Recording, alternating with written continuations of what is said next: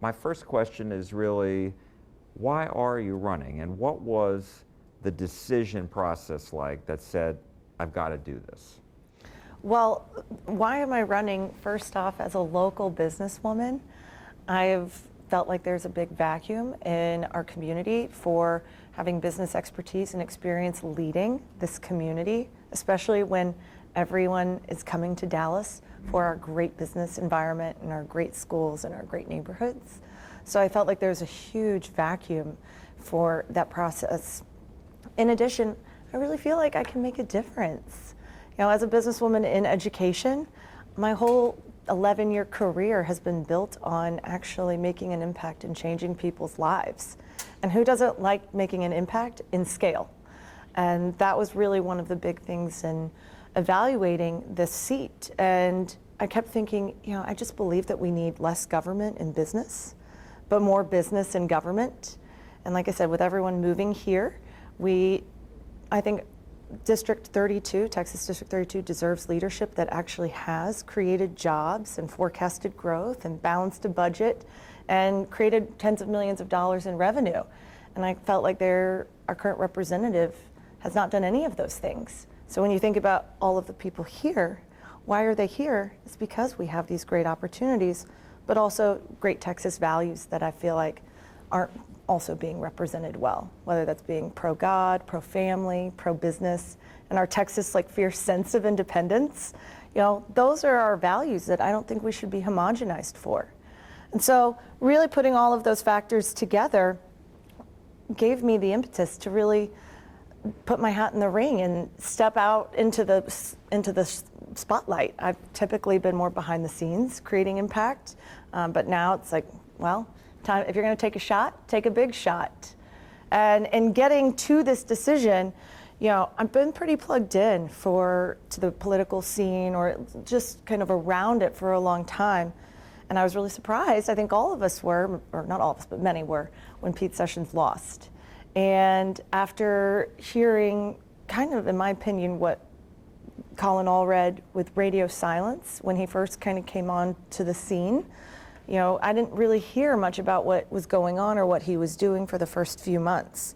I thought that seems really odd to have a new person in Congress who just unseated a big guy to not be saying or doing much.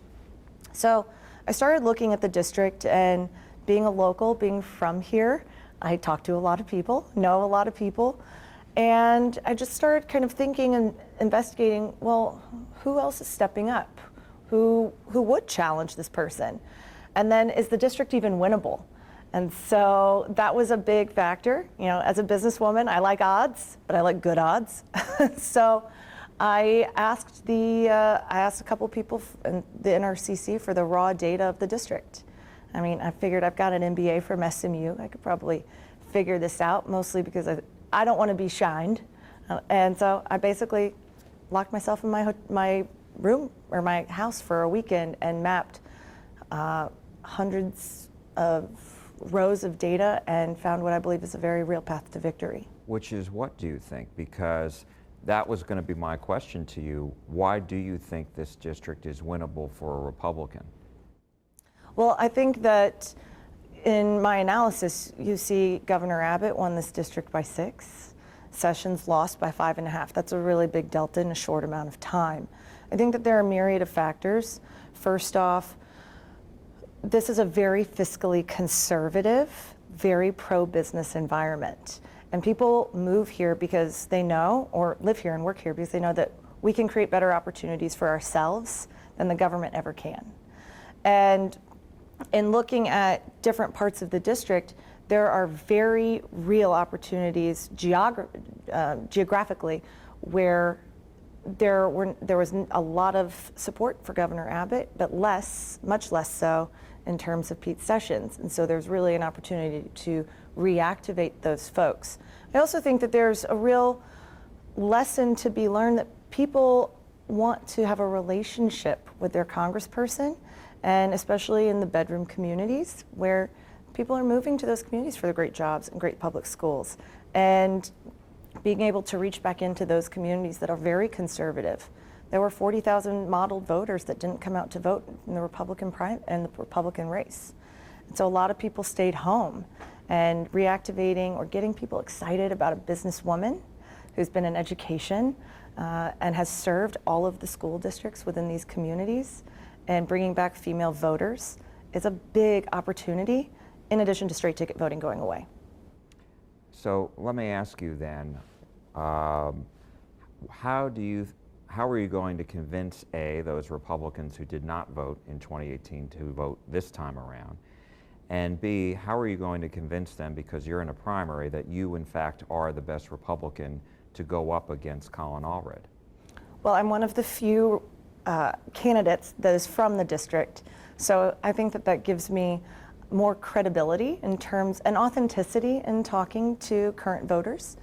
And my education background, actually, who would have known 7-8 years ago when I first started working in the outside sales department at my company, iStation, that these school districts, Dallas, Garland, Richardson, Wiley, these would be my clients. I would work alongside Richardson ISD in how they're closing the achievement gap and really pushing their kids to their greatest learning potential. So I've actually worked in each of these communities in some capacity over my 11 years at my company.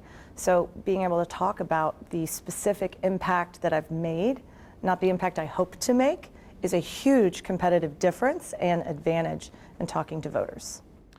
And if you are in fact the nominee, how will you go about trying to defeat Colin Allred, who's very well financed? He's raised $1.7 million already according to public records, and that was only through September 30th.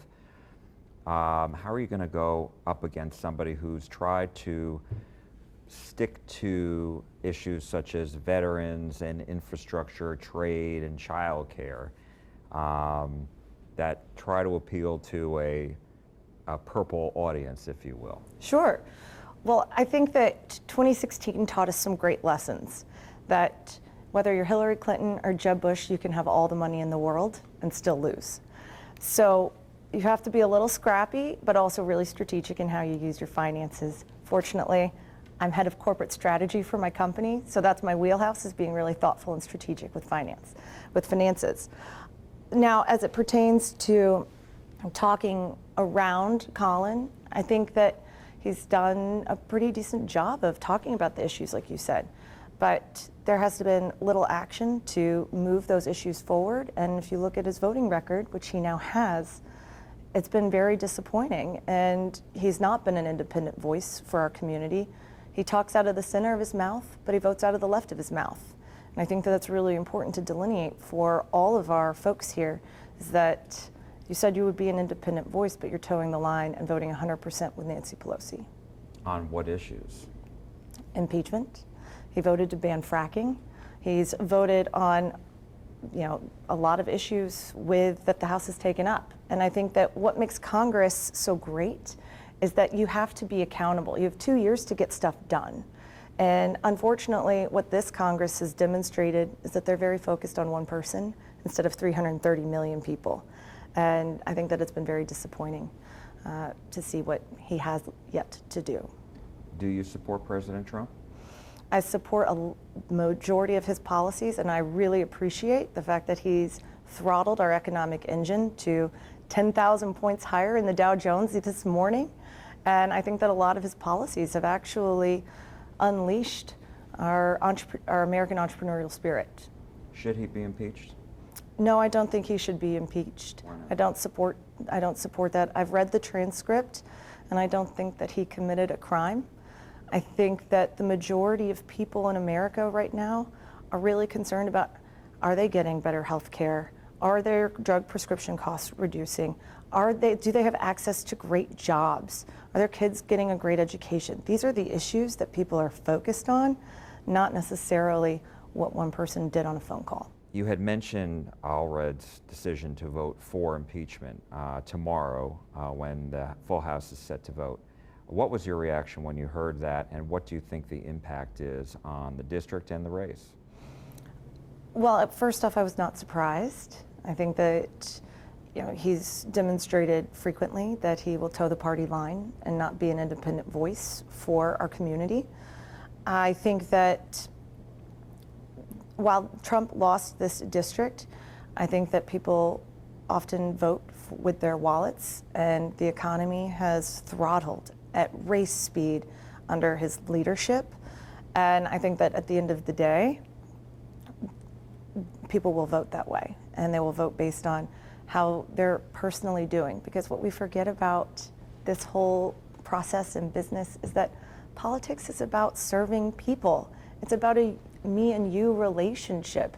And that's what people are going to vote for, is do they have a relationship with the person that they know is going to serve their interests? Let me ask you, what is the essence of your campaign? The essence of my campaign is first being a businesswoman, born and raised here locally. I'm a former Division I athlete, and really focused on three major issues: the economy, education, and national security. And within national security, I also include cybersecurity. And you mentioned education, and that is your background. Should education be a locally based decision? A lot of people, are very focused on that big government doesn't make decisions. The local school boards are the one. What do you think about that? Could not agree more. I mean, I think in my experience, 11 years working in education, I've seen the folks that know their students the most are the people in the classrooms every day, day in and day out. We don't need the federal government to provide oversight and to be so uniquely invested in local issues. We need to push more decision-making and funding down to state and local legislators. One of the things I've been most proud of in my career at iStation has really been able to work with superintendents, work with assistant superintendents to really partner in identifying and measuring how do we close the achievement gap for kids, and how do we keep ourselves accountable as a partner to a school district, and how do we measure that specifically? Whether it's working in Richardson ISD, really looking at ESL students, or working to close the achievement gap for intervention kids, really making folks that are on the ground level make the best decisions, in my opinion. You also mentioned the economy. So what would you do? What's your prescription to keep this economy going? Well, I think that all Americans want economic opportunity and economic freedom. First off, I want to recognize our Texas entrepreneurial spirit. That's what I love about Texas. We just are a little different in how we all drink the Kool-Aid, I mean, you moved here, we're kind of all in on it. When we think big, we dream big, we do big things. And I think that we need to deregulate industries where it makes sense. Not all industries need to be not all segments of industry need to be deregulated, but there are areas where we can reduce bureaucratic red tape to unleash, like I said, our entrepreneurial spirit. And I think that the passage of USMCA will help not only create 176,000 new jobs, but also invigorate Garland, for example, to get manufacturing opportunities, which they want. Get other large companies like Toyota to move to Dallas or to move to North Texas communities. We want people to come here. And then you also have mentioned national security and cybersecurity specifically. What would you do to try to boost that? Well, when I was 25, which I recognize isn't that long ago, but I advised my company, our executive team, that we wouldn't do business in China. Specifically, iStation is a software program that blends AI with video gaming technology and Disney-like animation. And so, in recognizing there's a great opportunity to go do business abroad, but we have no IP protection, no intellectual property protection. Quite frankly, China can rip our product off faster than we can create a substantial footprint. And I think that recognizing that cybersecurity, not only do we have intellectual property laws abroad with China that we're struggling with, as well as trade practices, but we're susceptible whether you shop at Target, and hackers literally target, or our electric grid, our water systems, our infrastructure systems. we're at a really big competitive disadvantage because we don't have, in my opinion, and talking to folks that know more about it than I do, we're at a huge competitive disadvantage, and we need to shine a light and actually apply some pressure and allow innovation within our own communities and our own businesses to create really good solutions to some really big problems. And do you support the president's efforts with regard to China as far as the trade deal and intellectual property rights, et cetera? Absolutely, absolutely. I think that China understands power, and Xi Jinping has unlimited power. There's also, unlimited ruling time, and so I think we have to stand up and be strong. I like the fact that as Americans we have a backbone. We always have, and it's time that we stand up and protect our businesses. When we have to do forced knowledge transfers, and that's not what's in our best business interest. And I think the Chinese society is the greatest copycat society in the world. And what's great about America is that we are the greatest innovation society. We create really interesting solutions to big problems. We think really big, and we have no way to really protect those big ideas when it comes to doing business with China. So I'm very glad that President Trump has stood up. I think that it will be in our long-term best interest to have a better trade negotiation. We were talking a little bit about the economy before. I know that Colin Allred, when he ran, said he would like to get rid of the tax cuts that were passed by Republicans in 2017, at the end of 2017. Where are you on that issue? Do you support those tax cuts?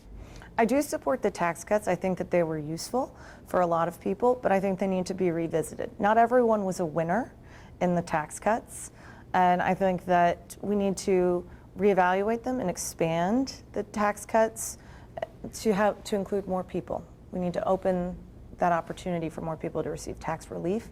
Who did you have in mind? More middle class? More middle class.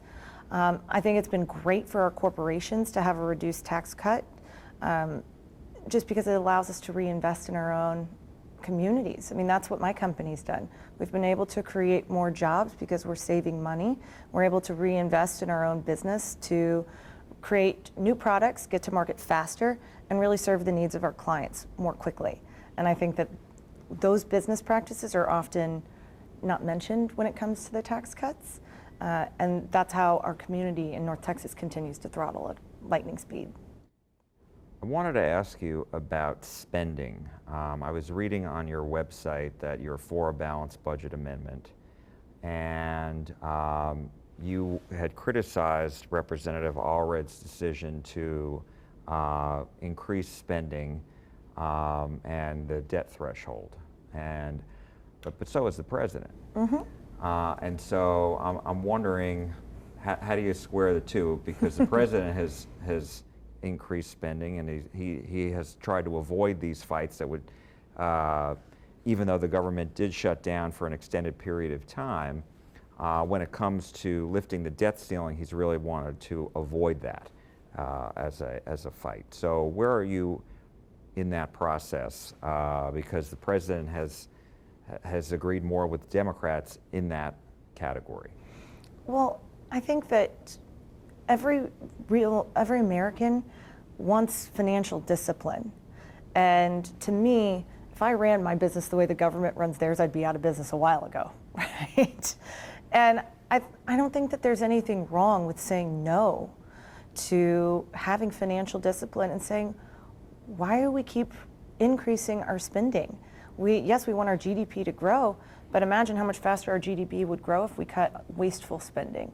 Now, I'm probably on an island here because it's a lot easier to say yes and adding more to the deficit, but I think that that's going to really hinder future generations. And quite frankly, I have absolutely no problem being a strong person on this and saying it's time that we actually take a stand. If we are conservatives and have conservative values, we want to have a balanced budget. We need to have financial discipline because not only do our institutions deserve that, our people do too. Let's talk a little bit about healthcare, because you had brought that up. And I'm wondering, do you believe, as a lot of Republicans do, that Obamacare should be dismantled? I know the courts are now weighing in on that, but where are you on that?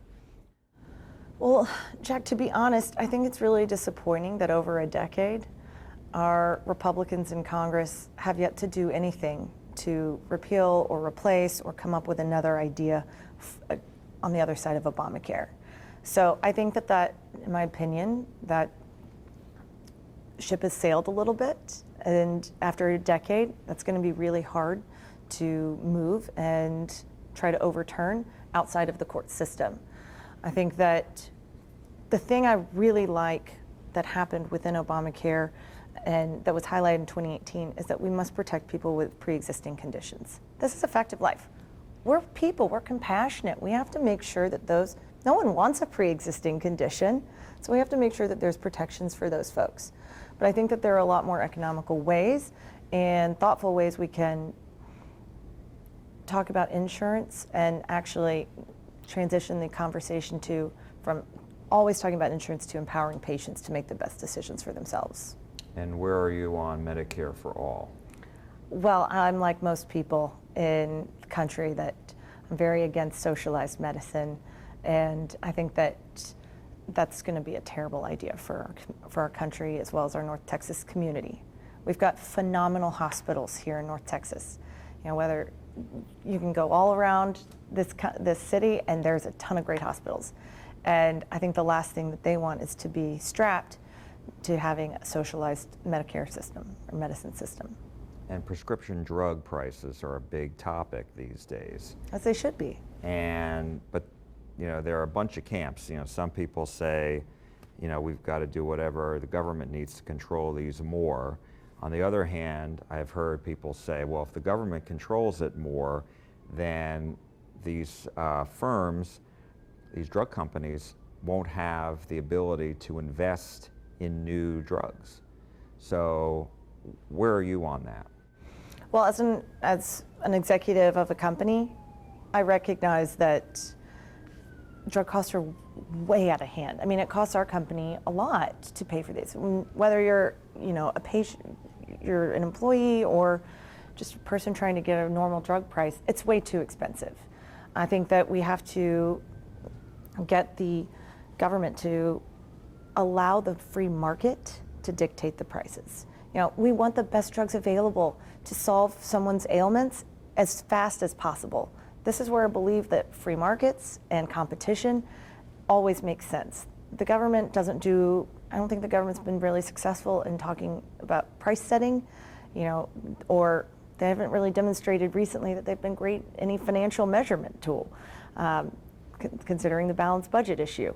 So I think that getting the government out of the way and allowing the markets to dictate the price will be the most advantageous. Let me ask you about immigration. Do you support the wall? I support Senator Cornyn's plan with the wall. I think he very well points out that there are places where physical structure can make sense, but that we need to leverage technology, because in 654 miles of our West Texas border, that topography is really challenging in some areas, and it doesn't make sense to have a physical structure when we can easily leverage technology. And as far as dreamers are concerned, where are you on that issue as far as whether they should be allowed to become citizens or allowed to become legal in the sense of here in the United States without worrying about being deported?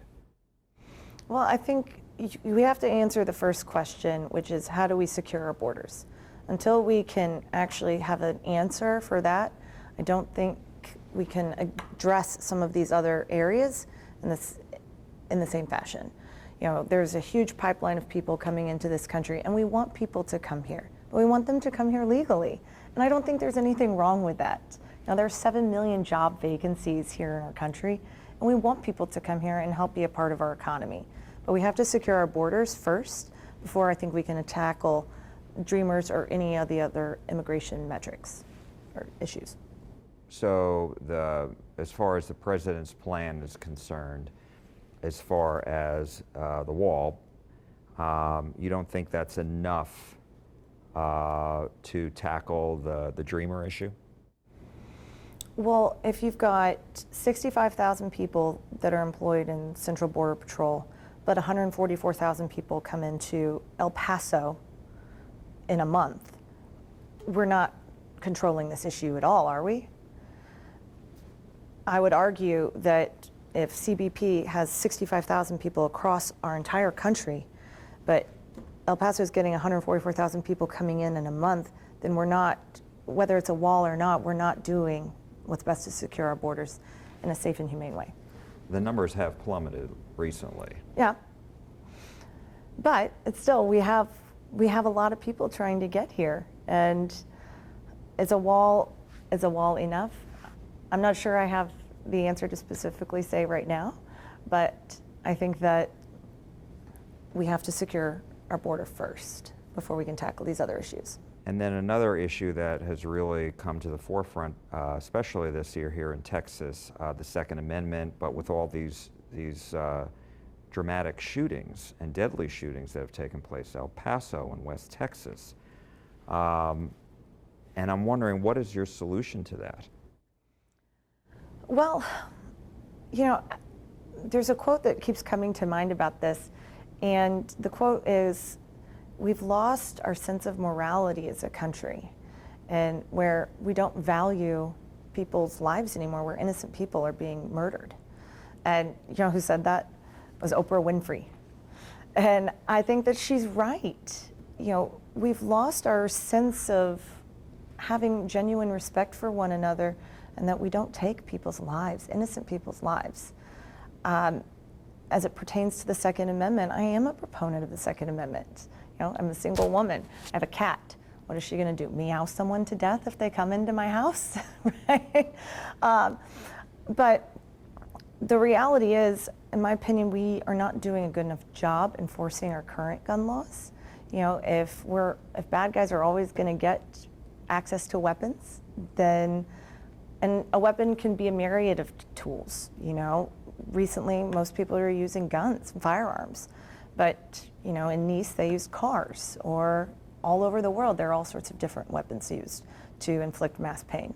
We've lost our sense of humanity is what I think the real issue is. That's the issue we're not addressing. We're addressing other root side effects that go along with these mass murders. So do you support or oppose additional background checks or gun control measures? I believe we have to enforce our current gun laws. We're not doing that now. Senator Cruz had a bill a couple years ago about this, and it didn't get picked up. If we're not enforcing our own current gun laws, then what is adding more going to do to make effective change? Is there anything else that I did not ask you about that you wanted to mention just about your campaign and why it is you think Republicans should vote for you other the other candidates in the primary? Well, I think I have a tremendous amount of support, and that's what's been so unknown. As a first-time candidate doing this, I didn't realize how much support I would get from the local community, whether it's from donors or the grassroots community. In addition, what's been really great is I've had every major women's organization support me, you know, in PAC form. So Maggie's List, Winning for Women, View PAC, Elise Stefanik has a women's PAC. I'm one of the top female candidates in the country. And I think that it's exciting. People are excited in this community to see a woman with business experience who's been an active participant in our community. I've served on a ton of boards. But seeing a woman step up and step into this light is really exciting for a lot of people. And I think it's one of the reasons that I'm authentic and I can talk about what's going on in all of our communities, because I've spent time in each of these neighborhoods, you know, whether it's with my professional career or my personal life. And I have a level of authenticity where I can really talk to anybody. And I think that's been very evident in how much money I have raised, especially in my third quarter. I raised $477,000 in 60 days, which meant I was wearing tennis shoes like all the time. There was no grass growing under my feet, and I've maintained that pace. So I think that it's really important for people to recognize that there is a fresh, dynamic, new woman that's ready to step up and step in to serving our community. There's a difference between leading and serving, and I think that as a representative, you should always serve your community because you're a steward of the community. Genevieve Collins, thank you so much. Appreciate it. Thank you. I look forward to doing more.